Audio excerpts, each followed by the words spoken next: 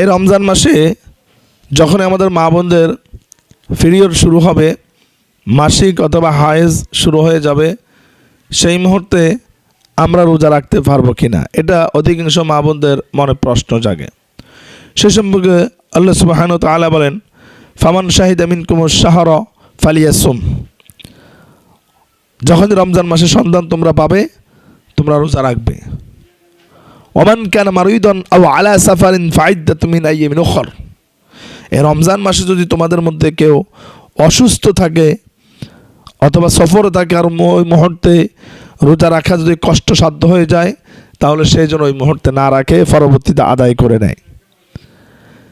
এখন প্রশ্ন হলো, যখন মা বোনদের পিরিয়ড মাসিক অথবা হাইজ শুরু হবে, সেই মুহূর্তে সাথে সাথে আপনাকে রোজা ভেঙে ফেলতে হবে।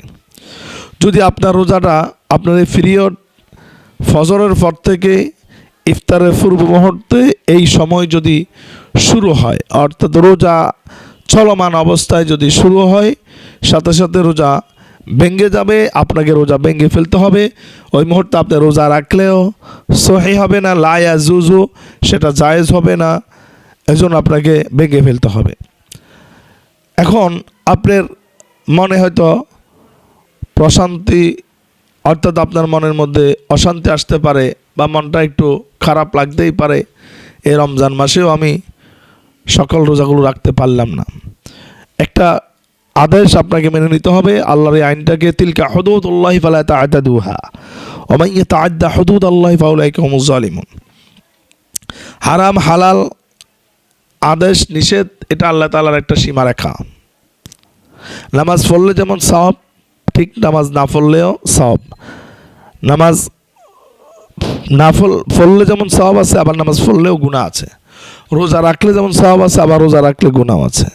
আপনার শরীর যখন অপবিত্র, ওই মুহূর্তে আপনি নামাজ পড়লে কিন্তু গুনাহ হবে। ঠিক একইভাবে আপনার শরীর যখন অপবিত্র, ওই মুহূর্তে আপনার রোজা রাখলেও গুনাহ হবে। আপনার এই পিরিয়ড যদি ফজরের আগেই ভালো হয়ে যায়, আপনি ওই দিন রোজা রাখতে পারবেন। কিন্তু ফজরের পর থেকে ইফতার পূর্ব মুহূর্তে, ওই মুহূর্তে চলমান থাকলে আপনি রোজা রাখলেও রোজা আদায় হবে না। তাহলে আপনি এই রোজাগুলো কখন রাখবেন? এই রোজাগুলো আপনি পরবর্তীতে আদায় করে নেবেন। আইয়ামা মা'দুদাত ফামান কানা মিনকুম মারিদান আও আলা সাফারিন ফাইদ্দাতুম মিন আইয়ামিন উখর ইউরিদুল্লাহু বিকুমুল ইউসর। রব্বুল আলামিন বলেন যে রমজান মাসে তোমরা রোজাগুলো রাখবা। যদি তোমরা অসুস্থ হয়ে যাও, তাহলে তোমরা রোজা পরবর্তীতে আদায় করে দেবে। ওয়া আলাল্লাযিনা ইউতিকুনাহু ফিদিয়াতুন তুআমু মিসকিন। যদি তোমরা পরবর্তীতে মনে করো যে রোজাগুলো রাখতে পারবা না, আদায় করতে কষ্ট হবে, তাহলে তোমাদেরকে ফিদিয়া দিতে হবে, ফিতরা দিতে হবে, কাফফারা দিতে হবে। একটা রোজার বিনিময়ে তোমাকে 60 জন মিসকিনকে খাওয়াতে হবে। ইচ্ছাকৃত যদি কোনো ব্যক্তি রোজা ভেঙে ফেলে, অসুস্থ না, সে সুস্থ, কিন্তু ইচ্ছাকৃতভাবে যদি সে রোজা ভেঙে ফেলে, তাহলে তাকে একটা রোজার বিনিময়ে 60টা কাফফারা দিতে হবে, 60টা রোজা রাখতে হবে, অথবা 60 জন মিসকিনকে খাবার দিতে হবে। আর এই মাসিক পিরিয়ড চলাকালীন যদি তোমার রোজা তুমি পরবর্তীতে আদায় করতে না পারো, তাহলে একটা রোজার জন্য তুমি 2 জন মিসকিনকে ফিদিয়া দিতে হবে, অথবা 1 জন মিসকিনকে 2 বেলার ফিদিয়া কাফফারা দিতে হবে। পরবর্তীতে কাজ আদায় করে নিলেও চলবে। পরবর্তীতে কাজ আদায় করতে গেলে রোজাটা কাজ আদায় করতে হবে, কিন্তু নামাজ পড়তে হবে না, কারণ আল্লাহ তাআলা নামাজকে মাফ করে দিয়েছেন, এজন্য নামাজ পড়া লাগবে না।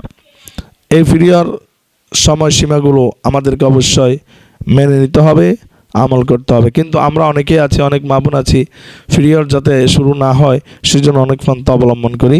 তবে এগুলো না করাটাই ভালো, কারণ আল্লাহ তাআলার এই পিরিয়ড, এই যে অসুস্থতা মা বোনদের প্রাকৃতিক, এটাও আল্লাহ তাআলার একটা হুকুম। এই হুকুমটাকেও হাসি মুখে মেনে নেওয়া, এটা মা বোনদের জন্য কর্তব্য।